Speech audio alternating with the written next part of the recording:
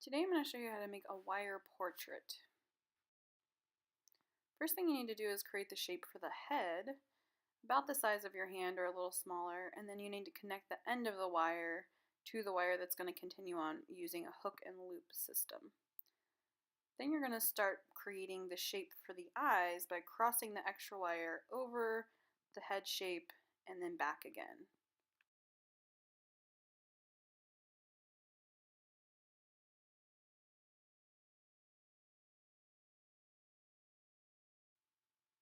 Next, you want to pinch the wire and then make the shape for the eye, and anywhere where the wires cross, you need to make a loop connection by stringing the wire through the head and looping it around really nice and tight so that the shape of the eye stays in place.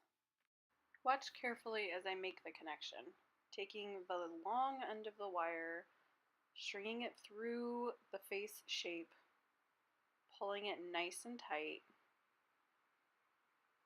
kind of holding my wire in place as I'm pulling it through, and then also pushing and kind of pulling at the same time to make that connection really tight.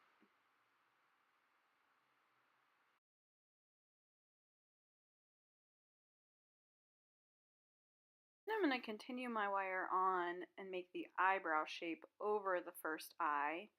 Bring the wire down the center of the face to make a shape for a nose. Back up to the next eyebrow.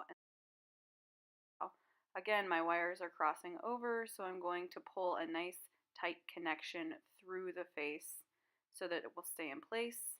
Then I'm going to make the second shape for the eye, also making a connection after I have the shape the way that I want it.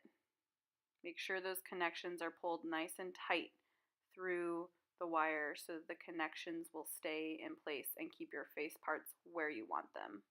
So I ran out of wire. If your wire is long enough, you can continue it onto the mouth, but I just wrapped it around the side of the face to connect it off.